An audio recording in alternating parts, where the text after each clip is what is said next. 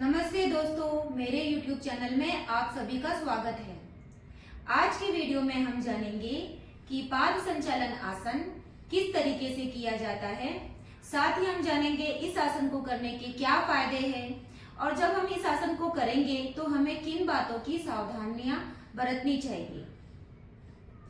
सबसे पहले हम ये जानेंगे कि पाद संचालन आसन का मतलब क्या होता है।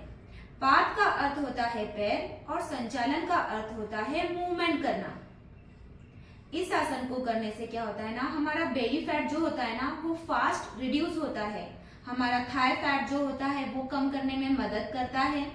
ये हमारे हिप जॉइंट्स को मजबूत करता है, हमारे नी के जॉइंट्स को मजबूत करता है।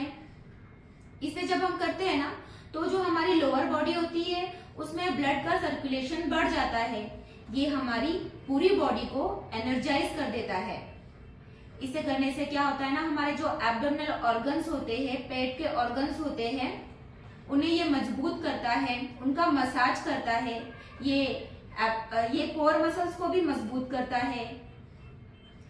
इस आसन को करने से क्या होता है, हमारा कंसंट्रेशन और फोकस भी इम्प्रूव होता है, क्योंकि जब हम इसे करते हैं ना तो हमारा सारा ध्यान ब्रीदिंग पर होता है और ब्रीदिंग के साथ हमारी जो लेग्स की मूवमेंट होती है उस पर होता है, जिस वजह से हमारा कंसंट्रेशन इम्प्रूव हो जाता है।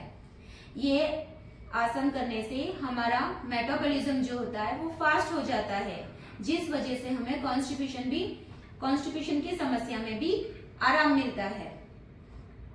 इस आसन को आप वार्म अप के तौर पे भी कर सकते हैं। जब आप योगा के आसन शुरू करें, उस आसन को करने से पहले जब आप वार्म अप के तौर पे पाद संचालन आसन को भी इंक्लूड कर सकते हैं। दोस्तों, अब हम ये जानेंगे कि इस आसन को किन्हें नहीं करना चाहिए। जो महिलाएं गर्भावस्था में होती है, जो प्रेग्नेंट वुमेन्स है, जिन वुमेन्स को मेंस्ट्रुएशंस है, वो ये आसन ना करें। साथ ही जिन्हें हृदय संबंधित बीमारी है, जिन्हें हार्ट प्रॉब्लम है, जिन्हें हाई बीपी है, वो ये आसन ना करें। जिनकी अभी अभी एब्डोमिनल सर्जरी हुई है, जिन्हें हर्निया का प्रॉब्लम है, वो आसन ना करें। साथ ही जिन्हें बैक प्रॉब्लम है, यानी कि बैक में पेन बना रहता है, जिन्हें हिप जॉइंट्स में, नी जॉइंट्स में दर्द बना होता है, पेन बना रहता है, तो वो भी ये आसन ना करें। दोस्तों, अब हम ये जानेंगे कि इस आसन को कैसे करना है। मैं आपको ये आसन 4 स्टेजेस में बताऊंगी। सबसे पहले हमें क्या करना है ना, हमें अपने पीठ के बल यानी सुपाइन पोजीशन में लेट जाना है। हम पीठ के बल लेट जाएंगे। अपने दोनों हाथों को या तो आप आपके दोनों थाइस के बाजू में रखेंगे, अदरवाइज आप आपके बैक को सपोर्ट देने के लिए अपने दोनों हाथों को बैक के पीछे भी रख सकते हैं। अब हम करने जा रहे हैं सिंगल लेग साइक्लिंग। इसके लिए हम क्या करेंगे, अपना राइट लेग उठाएंगे, उसे फोल्ड करेंगे और छाती के पास लेके आएंगे। इस वक्त मैं आपको 5 राउंड्स करके दिखाने जा रही हूँ ब्रीदिंग के साथ में। हमें श्वास को लेते हुए पैर को आगे लेके जाना है। श्वास छोड़ते हुए हमें घुटने को छाती के पास लाना है। श्वास लेते हुए पैर को आगे लेके जाना है। श्वास छोड़ते हुए घुटने को छाती के पास लाना है। अब हम करेंगे 5 राउंड्स। 1 2 3 4 5। ध्यान रहे आपका हील मैट पे टच ना हो। अब हमने क्लॉकवाइज किया है, इसके बाद हम करेंगे एंटी क्लॉकवाइज। श्वास भरते हुए पैर को आगे लेके जाएंगे, श्वास छोड़ते हुए पैर को छाती के पास। 1 2 3 4 5। अब हम अपने लेफ्ट पैर से सिंगल लेग साइक्लिंग करेंगे। इसके लिए हम अपने लेफ्ट लेग को उठाएंगे, छाती के पास लाएंगे, फोल्ड करेंगे, घुटने को छाती के पास लाएंगे, श्वास भरते हुए पैर को आगे लेके जाएंगे, श्वास छोड़ते हुए पैर को छाती के पास लाएंगे, घुटने को छाती के पास लाएंगे, पैर को आगे लेके जाएंगे, श्वास को भरेंगे और पैर आगे जाएगा, श्वास छोड़ेंगे, घुटना छाती के पास आएगा। 1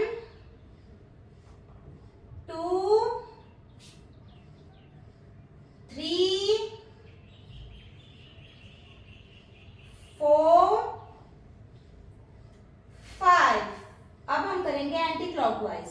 श्वास भरते हुए सेम वैसे ही आगे घुटना छाती के पास आएगा तो श्वास छोड़ेंगे। 1 2 3 4 5। साइकिलिंग करते हुए आपको पूरी तरीके से साइकिलिंग करनी है, पूरी तरीके से पैर को उठाना है, अच्छे से आगे लेके जाना है। ऐसे नहीं कि बस ऐसे ऐसे कर लिया, तो इस एक्सरसाइज का कोई फायदा नहीं होगा। अब हम करेंगे बोथ लेग साइकिलिंग। इसके लिए हम अपने दोनों घुटनों को फोल्ड करेंगे, छाती के पास लाएंगे। अब हम करेंगे साइकिलिंग, बोथ लेग साइकिलिंग। इस वक्त हमारी जो ब्रीदिंग होगी वो नॉर्मल होगी। अच्छे से हम 5 काउंट तक साइकिलिंग करेंगे। 1 2 3 4 5। अब हम रिवर्स करेंगे। 1 2 3 4 5। इसके बाद में हम रिलैक्स कर सकते हैं शव आसन में। अगर आप थक जा रहे हैं तो आप शव आसन में कुछ देर तक रिलैक्स कर सकते हैं।